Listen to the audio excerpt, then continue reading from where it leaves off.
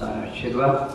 हम सभी लोग देख रहे हैं मध्यलोक के बारे में पढ़ रहे हैं और उसमें हम सभी लोगों ने कल मानसोत्तर पर्वत तक पढ़ाई की थी और आज जो है मानसोत्तर पर्वत पढ़ाना है। मानसोत्तर पर्वत के बारे में अपन सभी लोग समझ रहे थे। मानसोत्तर पर्वत जहां से मनुष्यों का आवागमन बंद हो जाता है, बस वहीं तक जाते हैं, उसके बाद नहीं जाते। यह पर्वत पुष्कर द्वीप के मध्य भाग में कुंडलाकार रूप में स्थित है। कुंडलाकार मतलब आधा घुमा हुआ, ऐसे पूरा घुमा हुआ है ना। इसके भीतरी भाग की दीवार की तरह सीधा है, जो अंदर का हिस्सा है वो ऐसा सीधा है, बगल में यूं है, टेपर है ना। इसका भाग ऊपर से नीचे क्रम घटता हुआ है, यूं है ना, ऐसे होता है ना, ऐसा दीवार है, पहाड़ जैसे। इस पर्वत पर 20 कूट है। कितने कूट है? अभी कितने मिले थे? 9, 11, पर इसमें कितने हैं? 20। पूरे राउंड में कितने हैं? 20। इन कूटों की अग्रभूमि में अर्थात मनुष्य लोक की तरफ चारों दिशाओं में 4 सिद्धातन कूट है। मतलब ऐसा पहाड़ है ना, तो ये इधर मनुष्य रहते हैं, इस साइड मनुष्य नहीं रहते। जब इधर नहीं रहते हैं, जहां रहते हैं उस एरिया में 1, 2, 3, 4 चारों कोनों पर सिद्धातन नाम का कूट है ना, जो पहले भी अपन पढ़े। और बीच में कूट होने के बाद एक इधर, एक इधर, एक इधर, एक इधर, तो कितने हो गए एक जगह में? 5 और 5 चौक 20, चारों दिशाओं में 20 है, ठीक है ना। सिद्धातन कूट पर एक जिन मंदिर भी है। क्या है ना। और शेष पर बेहतर देव परिवार सहित रहते हैं। बेहतर देव अपनी इंद्राणियों के साथ रहते हैं, ठीक है ना। इस मनुष्य इस पर्वत को लांघ नहीं सकते। क्या नहीं कर सकते? जा ही नहीं सकते, इतना विशाल है। इसलिए मानसोत्तर इसकी सार्थक संज्ञा है। मानसोत्तर, मनुष्य उसके उत्तर नहीं जा सकता। यह पर्वत ही मनुष्य की लोक की सीमा है, बस इसके बाद कोई भी मनुष्य नहीं जाता है। इसी कारण इसको 2.5 द्वीप 2 समुद्रों को मनुष्य लोग कहते हैं, ठीक है। क्या समझ में आया? इसमें 4 जिन मंदिर है। इधर बैठो। क्या कह रहे? 4 जिन मंदिर, 4 जिन, चारों कोनों में, उत्तर, दक्षिण, पूर्व, पश्चिम, और उसके राउंड में 4, तो कितने हो गए? 16 और 4 20, ठीक है ना। मनुष्य लोक का विस्तार, मेरु पर्वत के मनुष्य लोक का समस्त विस्तार 1/2 प्लस 2/4 प्लस 8/8 प्लस 22 लाख 1/2 योजन है। कितना? उत्तर में कितना कितना है? क्यों? 1 योजन जम्बूद्वीप, फिर लवण समुद्र 2 योजन, फिर उसके बाद कौन सा समुद्र आया था? लवण के बाद आया था घात की घट, तो वो कितना हो गया? 4 है ना। फिर आ गया खालुदर, हो गया 8, और फिर आ गया पुष्कर 16 नहीं, वो 8, क्योंकि आधे में पर्वत आ गया, है ना। तो कितने हो गए? 22 लाख योजन। कितने? पर्वत कितना ऊंचा है? 22 लाख योजन विस्तार वाला है। कितने? हाँ, जम्बूद्वीप से 4 गुना। जम्बूद्वीप से कितना? 22 गुना। ये सिर्फ उत्तर में, ऐसे गोल है ना, ये उत्तर के हिस्से को बता रहा है। दक्षिण में 45 लाख योजन। कितना? अब उधर बढ़ गया, ठीक है। इस प्रकार मनुष्य लोक का सामान्य दिग्दर्शन आगे के सूत्रों में आपको विवेचन बताएंगे। अब आगे का क्या है? भोग भूमि, क्या है कर्म भूमि, उसके बारे में समझिए।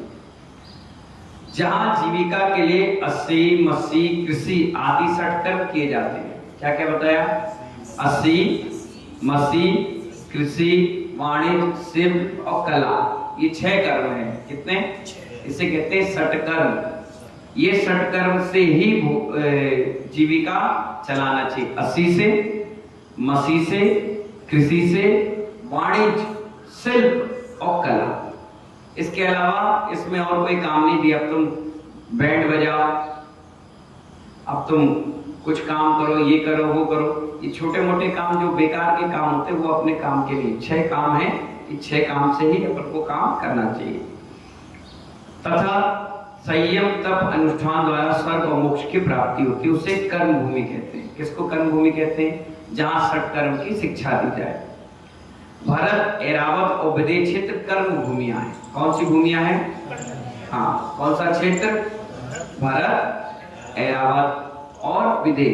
अब आप समझिए ऐसा गोल है, गोल है तो इसके 2 हिस्से बना लिए, एक उत्तर और एक दक्षिण।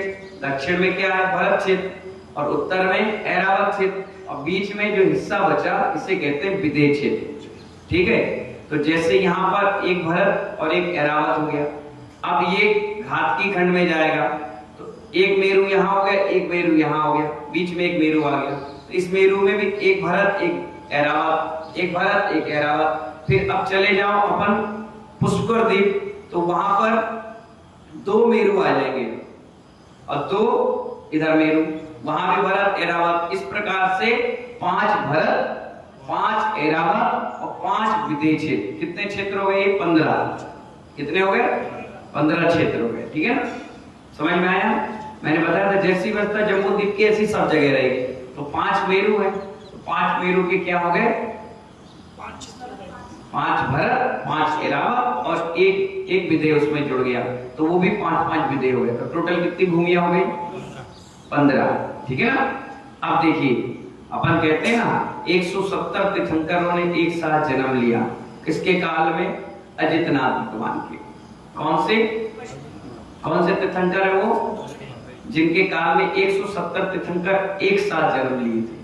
वैसे होते एक ही हैं, लेकिन समय ऐसा आया कि सबके सब एक साथ जन्म लिए और सबका क्या हुआ?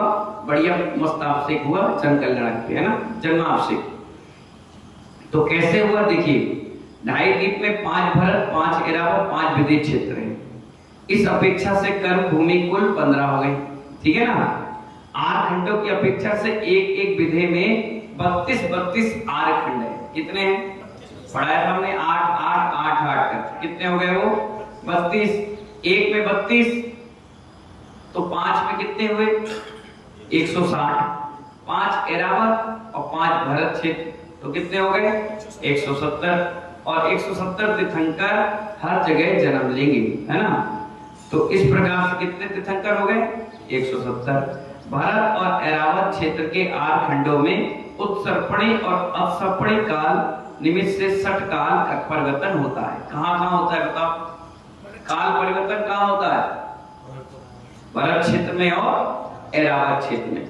विदेह क्षेत्र में नहीं होता, वहां एक जैसा रहता है मौसम। क्या? एक जैसा काल रहता है। कैसा? चतुर्थ काल। कैसा रहता है? वहां बदलता नहीं है।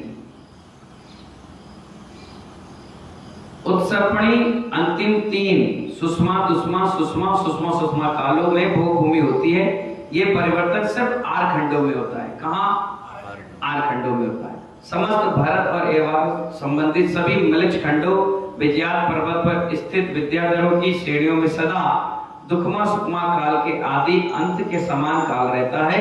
इसी प्रकार सभी विदेह क्षेत्रों में 8 खंडों में सदा दुष्मा सुषमा काल वर्तना रहता है, यानी हमेशा स्थित रहता है। कौन सा काल? चौथा। बाकी सब जगह काल परिवर्तन होता है। जैसे अपन लोग जहाँ रह रहे हैं यहाँ पे काल परिवर्तन होगा, लेकिन यहाँ नहीं होगा। कहाँ पे? विदेह क्षेत्र में। समझ गया ना। चलिए अब आगे चलिए। 30 भोग भूमियां। कितनी? चलिए 5 है ना, 5 छक्के 30। जिस भूमि के निवासियों को अपनी आजीविका का निर्वाह के लिए कर्म भूमि के समान 80-80 आदि कर्म ना करना पड़े, उसे क्या कहते हैं? भोग भूमि। क्या कहते हैं? जहाँ काम ना करना पड़े, कल कक्षों से सारी चीजें मिले, उसे भोग भूमि। भोग भूमि में समस्त आवश्यकताओं की पूर्ति 10 प्रकार के कल्प वृक्षों से होती है। 2.5 द्वीप में 30 भोग भूमियां हैं। कितनी हैं? अब आप सोचोगे यार इससे अच्छा तो भोग भूमि में पैदा हो जाए, तो भोग भूमि में नियम से मिथ्यात्व के साथ व्यक्ति पैदा होता है, क्योंकि वहां संयम है ही नहीं, और जहां संयम नहीं है वहां मिथ्यात्व आएगा, असंयम है तो वो व्यक्ति प्रमादी हो जाएगा, ना धर्म को मानेगा, ना पूजा को मानेगा, ना पुण्य को, ना पाप को, वो तो ऐसो आराम से रहेगा। जिस लड़के के पिता कमा के रख गए हो वो क्या बन जाता है, निठल्ला, क्या बन जाता है, इतना प्रॉपर्टी है, इतनी प्रॉपर्टी है बाप दादाओं की कि धीरे धीरे हर महीने 2-3 प्लॉट बेच लेते हैं, 10-5 लाख रुपए आ गया, फिर खाए पिए, फिर साल भर के बाद फिर बेच लिए, फिर कमाए, फिर बेच लिए। अब उनसे कहो कि तुम जाकर के सामान उठा लाओ, नहीं उठा लाएगा। उनसे कहो 10 रुपए कमा लाओ, नहीं कमा पाएगा। जो 1 लाख की प्रॉपर्टी खरीदी थी, 50 बीघा खेत, आज 50 करोड़ की हो गए, उसका ब्याज ही खा खा के बैठे, वो निठल्ले हो गए, प्रमादी हो गए, असंयमी हो गए। इसी प्रकार भोग भूमि के जीव हो गए, उन्हें कमाना है ना कोई व्यवस्था करना है, 3 दिन में, 2 दिन में, 1 दिन में भोजन मिल जाता है, आराम से पड़े हैं, जीवन जी रहे हैं, घूम रहे हैं, फिर रहे हैं, कोई कमाना नहीं, पहनना नहीं, ओढ़ना नहीं, जो मिल जाए सो मिल जाता है, अपनी जिंदगी जी, ठीक है ना।